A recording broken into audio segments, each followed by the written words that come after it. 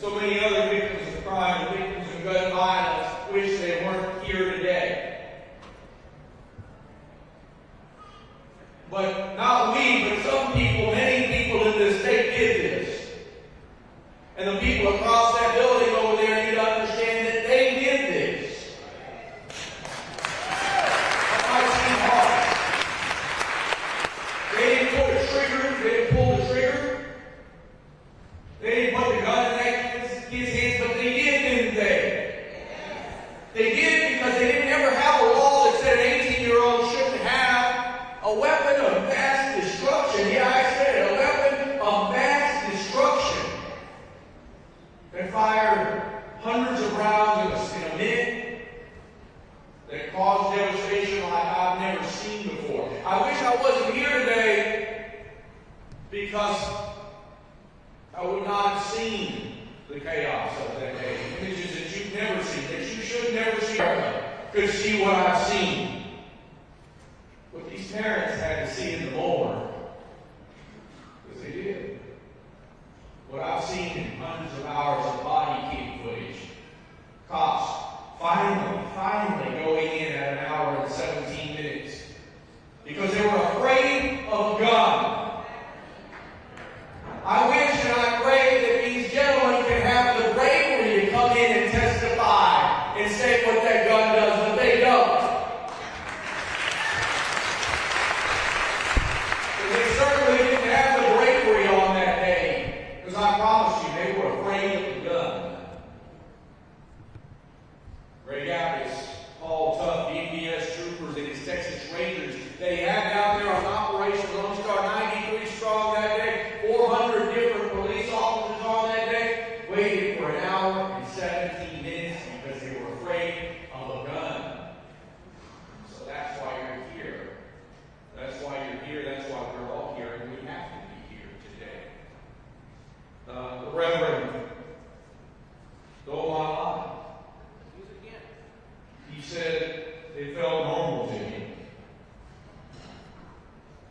And my whole comments today were going to be about it's not normal. It's not normal to see a little girl whose face is gone. It's not normal to see a classroom inundated in blood.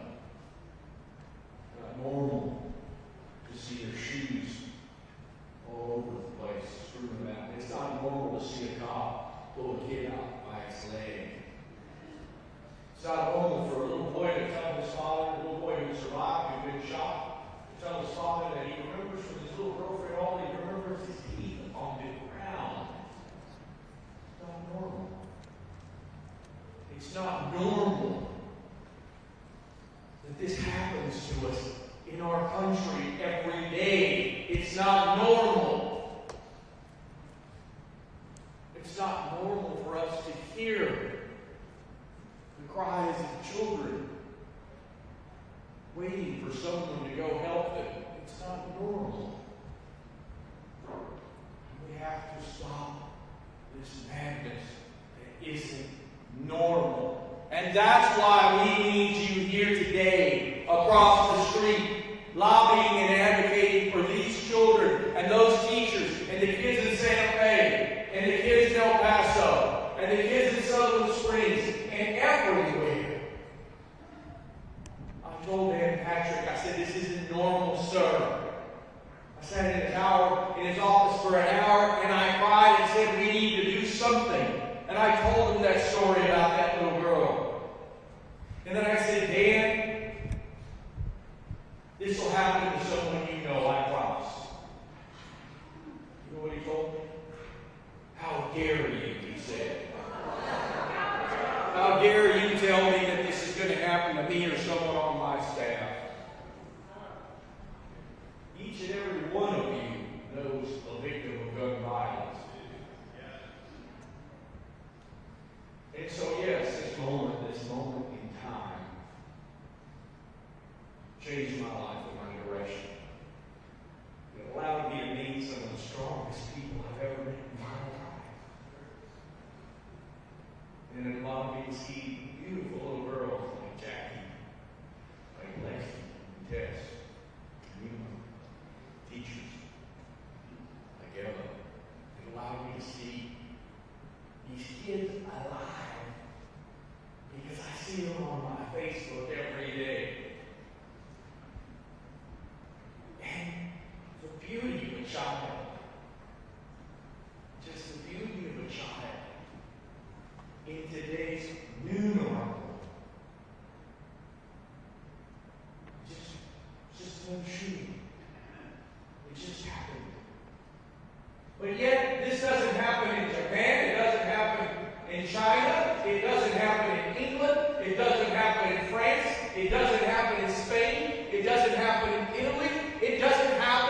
in the leading countries of the world. Yet it happens here every damn day.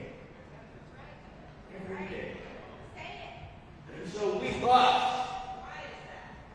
must fight against the new normal. We must fight and hope for change, and it only happens when this group from 500 turns into 5,000, and 5,000 turns into 50,000, and 50,000 turns into 500,000.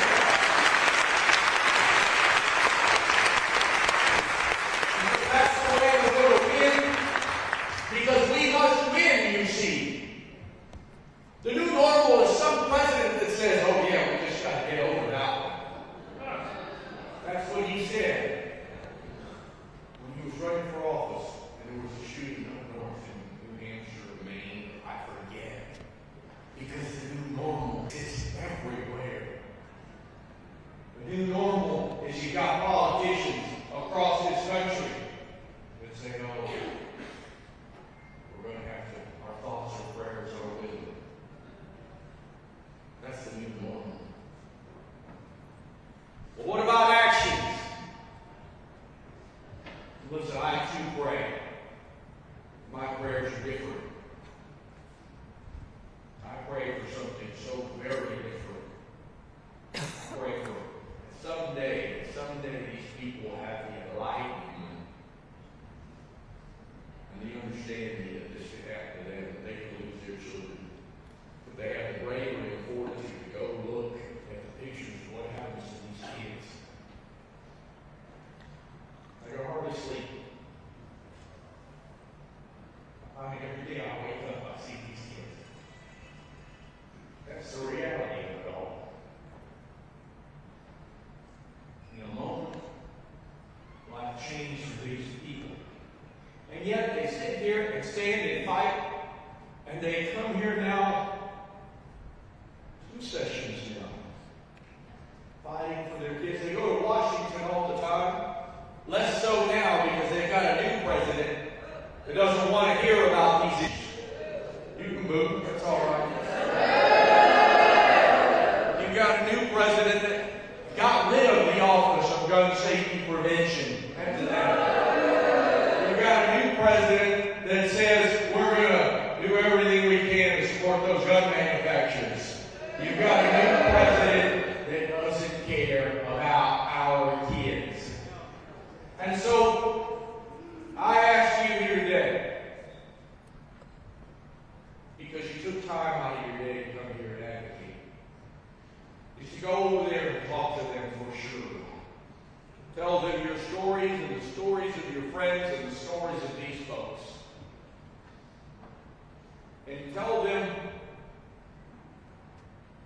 what we must do to change this new normal. Tell them that we deserve a world where kids don't die in our schools. We deserve a world where we don't have to look over our shoulder at the mall or look for the exit in the movie theater. We deserve a place where we can all truly live in happiness. And tell them that for sure. I doubt that most will listen. But then you need to tell them the next part. And the next part maybe isn't sounding so Christian. But I promise we're not going to use guns. Tell them that you're coming for them. Tell them that 5,000 will turn to 50, and 50 will turn into 500,000. Because we must have change in our country.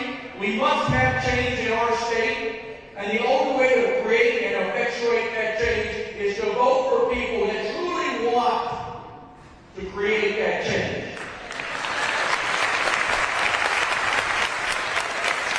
That truly want to protect kids over guns. Because without hard shoulder, there is nothing.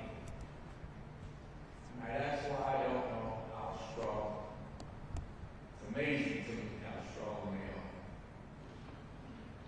I've told them this before. I've been curled up in bed. And so, yes, you go over there and tell them that we need an age limit, right? We need to increase an age limit. We need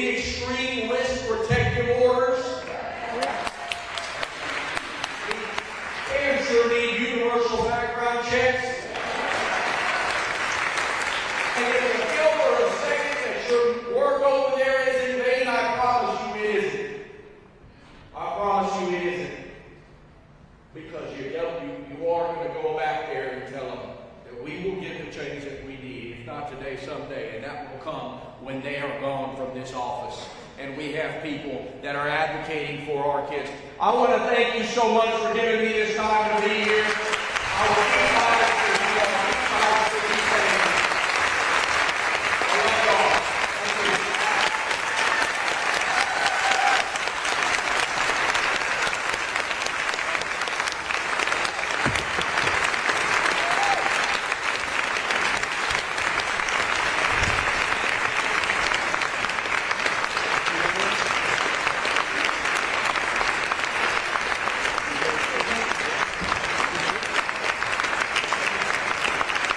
Thank you.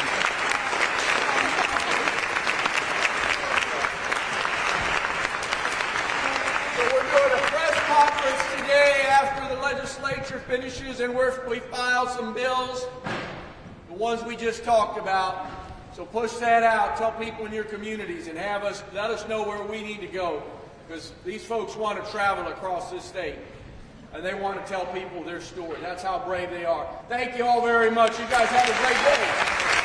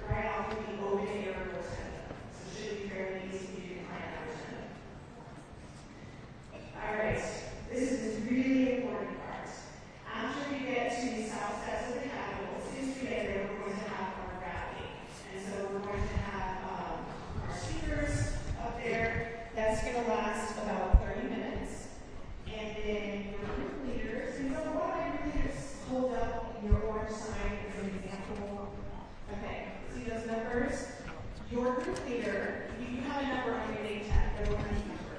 Okay, that's going to match one of these orange. Group leaders are going to hold those up at the end of the rally, at the back of the crowd. Up at the front, because there, might be cameras and AV equipment. So in the back of the rally is where you're going to look for the number that matches your name tag. You will find your leader, introduce yourself. If you have signed up for lunch, and we have you down for that, then you can get wristbands so that when you get to the LCC, you can pick up your lunch. And they will have more instructions for you there as far as what offices you're going to drop off.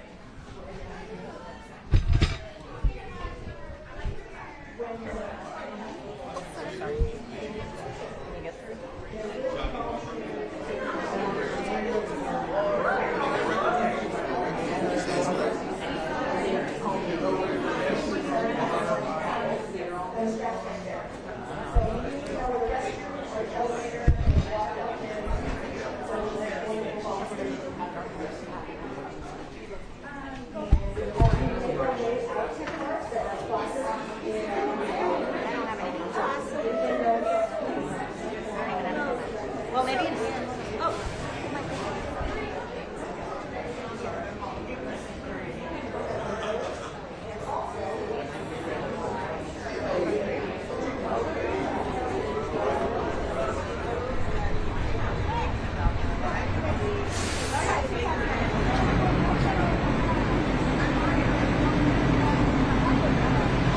I love audio.